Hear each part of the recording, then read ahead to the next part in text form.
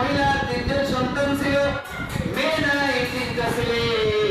ওই মহিলা তার বড় সন্তানটাকে বিবাহ করায় আর মনে মনে আশা করে, আল্লাহ আমার ঘরে কোনো মেয়ে দেব নাই, আমার বড় ছেলের ঘরে যাতে একটা নাতনি হয়, একটা মেয়ে হয়।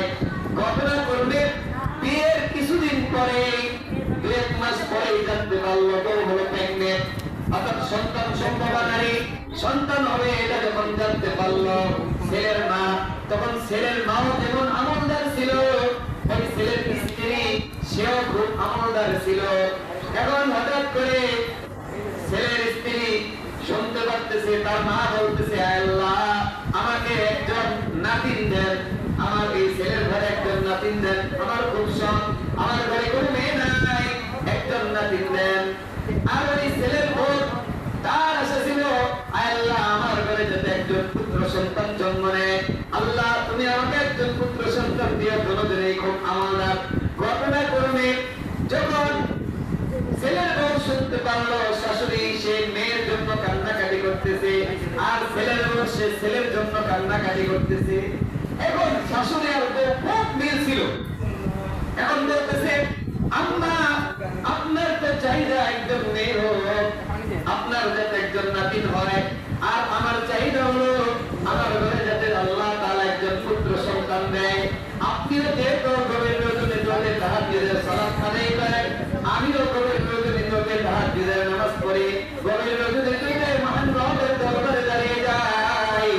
ও মা, আজকে থেকে পরীক্ষা হয়ে যান, আপনি রাতে উঠে কান্নাকাটি করবেন মেয়ের জন্য, আর আমি রাতে উঠে কান্নাকাটি করব, আল্লাহ তাআলা যাতে আমাকে একজন পুত্র সন্তান দেয়। দেখি এর মধ্যে কে জয়ী হয়। আপনি জয়ী হন, আপনার দোয়া কবুল হয়, নাকি আমি পুত্র হবো, আমার দোয়া কবুল হয়। সুবহানাল্লাহ, সুবহানাল্লাহ। এখনো শাশুড়ি আর এখনো ছেলের বউ কি আজকের জমানায় পাওয়া যায়?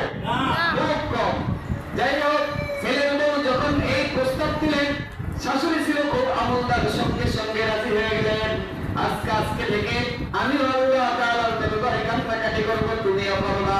দেখা যাক কার আমলটা বেশি গ্রহণযোগ্য, কার দোয়া আল্লাহ তাআলা গভীর রজনীতে উঠে কবুল করে নেয়।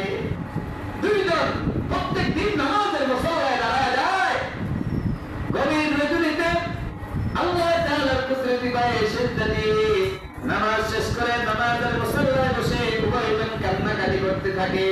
আল্লাহ একজন বলতেছে, আল্লাহ আপনি আমাকে পুত্র সন্তান দান করেন, আর দাবি বলতেছে, ছেলের মা বলতেছে, আল্লাহ আপনি আমাকে একজন নাতিন দেন, একজন কন্যা সন্তান আমার ছেলের ঘরে দেন।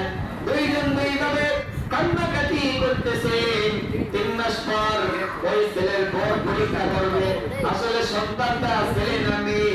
পরীক্ষা করার জন্য 3-4 মাস পর যখন হসপিটালে নিয়ে যায়, হসপিটালে যখন পরীক্ষার জন্য নেই, পরীক্ষা যখন করছে, পরীক্ষা করার পরে দেখে আল্লাহ তাআলা ওই মহিলার ঘরে একজন ছেলে একজন মেয়ে, 2জন সন্তান দান করছে। সুবহানাল্লাহ।